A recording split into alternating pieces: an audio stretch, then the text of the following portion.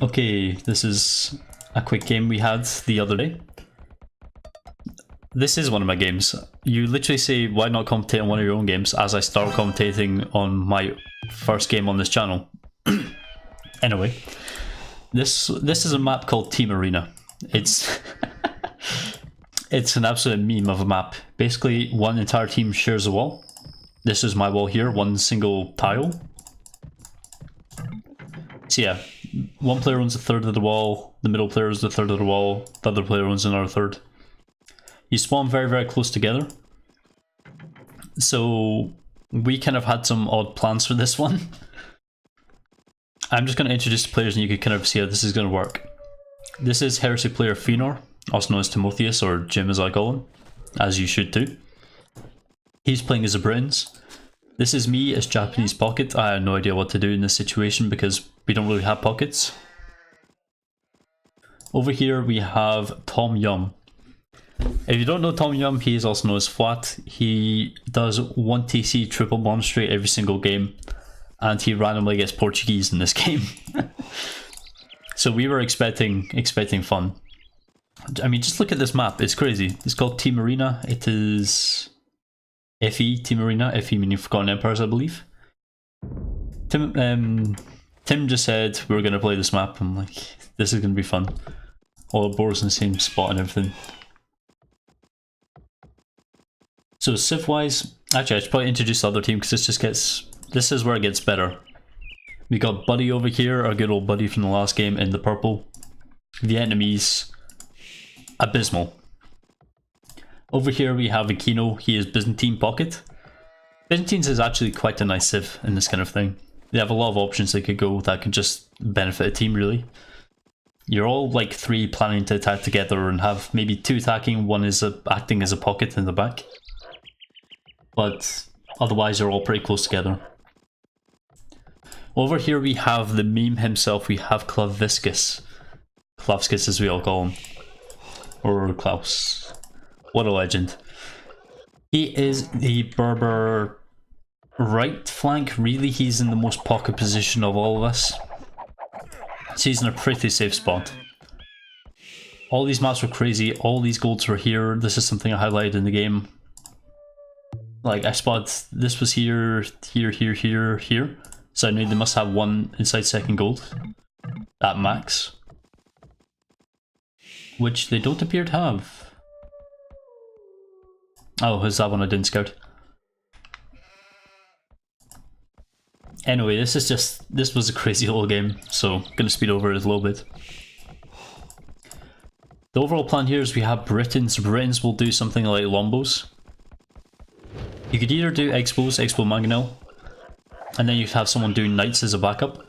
This was kind of the rough idea. In the end we decided the Briton player was going to go Lombos. The Japanese player, which is me, was going to go Knights. My main worry going Knights is they have Berbers, and Berbers going, you know, Camels is a big damage. And especially their own Knights. If Berbers go Knights vs Japanese Knights, then they're going to win anyway. So, and of course Tom Yum, he's going to be our monk player because we know he's going to triple monster anyway. He even lost a villager just for extra. Oh man, I wasn't expecting that. That was, I didn't see that happening.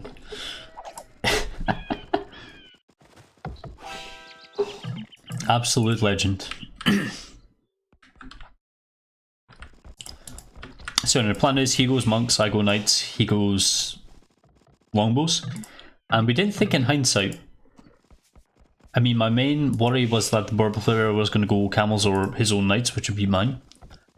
But in hindsight, they have Vietnamese. If they went for something like Expos from Vietnamese, the Byzantine player went monks or fast-in monks against our Portuguese player, and the Berber player went knights as I did, then they'd actually be doing it a bit better than us. They would actually have a good chance of, you know, winning. Their strategy was a little bit different though. I'm also explaining our strategy because I was on TeamSpeak with Tim at the time, so it's not an in-game chat. At this point though, I still didn't believe I knew quite what I wanted to do because no one really did. It's just such a ridiculous map, and mostly players have resources outside. It looks like Flat is the only player who managed to get some back resources. That's interesting. Well, back map in general. There's not enough room in here. Like, look how cramped I am.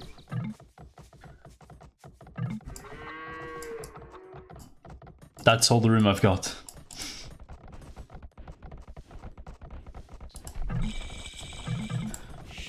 Anyway, so let's speed this up a little bit more just so we all FC, so that's what we're really going for. A little bit of inside scout action. And this I want to see. Because I ran away from the spear. Ah, that's how we got out. I didn't know how Flat managed to escape with the scout there. I didn't realise that Buddy blocked the gate with it. But a little bit of troll action, we killed his scout. We're all happy with that. Flat just randomly Xing his villagers, but he's sending villagers forward. We know he's going to go for some kind of crazy... some crazy monks going on. That's what you expect from him though.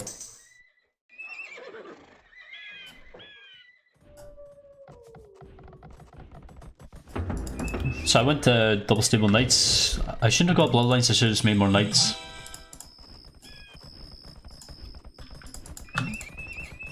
Oh, I got housed. I forgot about that. That's just how I start my FCs these days, I just get housed. Double stable knights is something I never usually go. It never usually works in a lot of TGs, but this is different.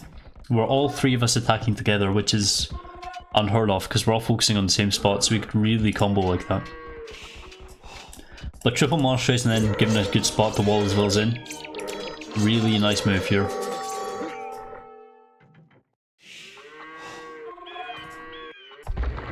Buddy's opening with scouts made no sense to me. He's Vietnamese, just open expos or something. Oh, it's nice. Akino's getting relics, but relics isn't going to help you when you got this much gold flowing around, so... I don't know why they weren't expecting us to go aggressive. Buddy getting light cavalry, so he wants to snipe the monks, but that's not going to work against, you know, knights.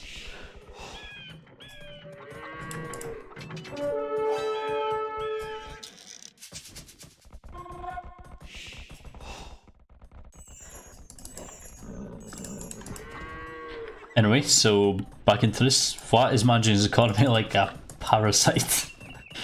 Oh man, 4 on food. That's just when, you know, when everything goes good. Idle villagers standing everywhere. But this is his style, just randomly go 4 million on 4 million on gold just so you can make random monks. And honestly, he lost a couple of monks here, but all those light calves died. And now the lombos are here. Legend now coming in from Timo. Timo was late with these lombos, but he did add some TCs and he is going to start booming in the meantime, so you know his economy is looking pretty solid. He's still mining stone, by the way. Really important if you keep mining stone if you're going to be doing this kind of thing. I mean, like, you know, playing with teammates and you're forwarding. So I only have +1, so I'm waiting to get +2 for these guys before engaging, so I'm just backing up a little bit. I've got to avoid the monks and the Byzantine player. As I said, camel archers made no sense here because if he just made knights, I would have lost the knight fight and the lombos would have died in the meantime. The monks wouldn't be a huge problem, they're still getting converted by the monks, so it's not that different really. Byzantine monks with atonement, that would have prevented the monks as well. And that's just such a juicy catch, all those devils. Buddy is really getting screwed here, his population is like a massive amount. His population is the same as 2 players who are 1 TC. I'm still running my TC, but yeah. Look at the amount of farming space, it's just abysmal. Trying to run double stable knights when you have no space to make farms is just not a very good thing to do. Forging coming in, just snipe those a little bit easier. Gold mining for Classicus, he's getting his upgrades, he's getting ballistics, which is going to help him against the monks. He has 3 TC, all these players are all booming and everything, but the team with the only 2 players 1 TC are actually, you know, everything's in here. Of course, Buddy's going to go wiped out the face of the map, but he does have 2 quite well boomed strong allies, so you've got to consider that. And of course, the longbow is going to be very helpful as well.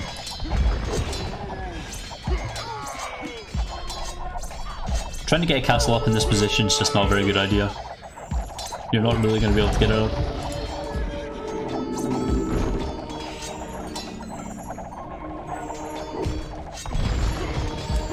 Oh, I didn't actually realise that Buddy sacrificed this many villagers to try and get a castle up. Not a good idea.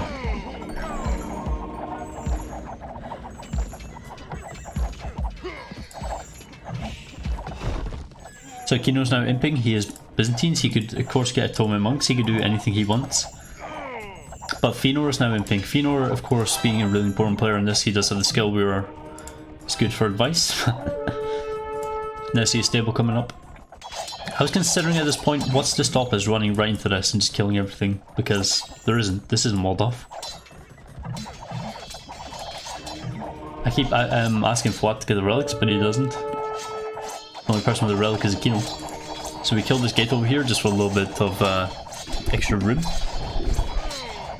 But yeah, now's the point we need someone to make pikes. That could be me as the Japanese player, or that could be the Britain's player, because Britain player of course needs them, that's going to be ahead.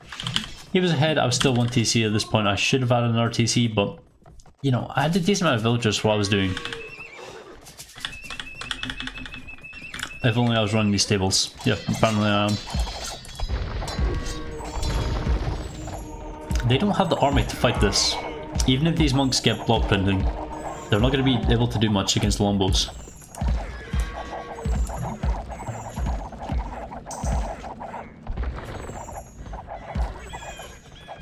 Now I think the smart thing to do is just send in all the knights. Even if he converts some, he can't convert them all.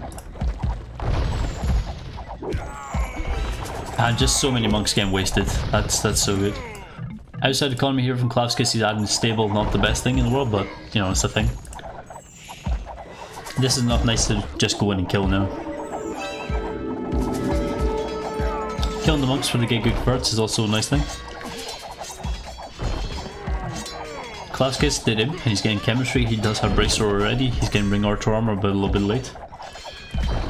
Vram over here randomly attacking a longbow man. I'm sure that's how you kill one. DC going down. Buddy is stuck in a corner here. He does have an outside economy though. What's considering this at this point? Onager from Byzantines, that's just not a good addition at all into this combination. Portuguese monk's way too strong in that one. Send Knight over here, just make sure that Buddy isn't anywhere else, because he can't expand this direction, there just isn't room. So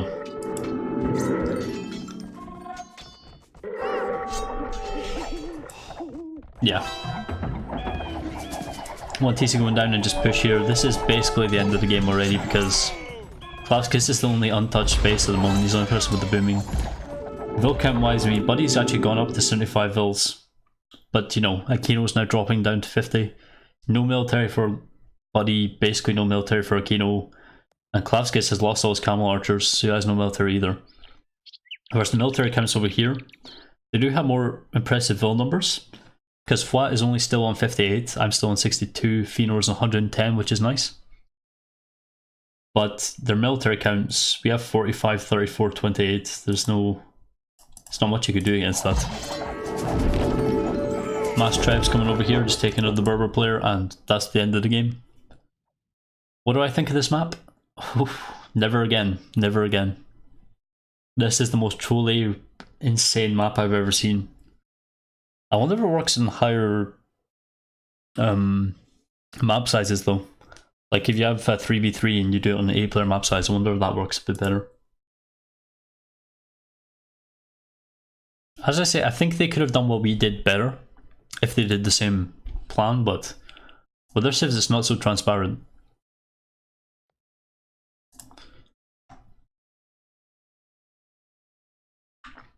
So that's the first of the games.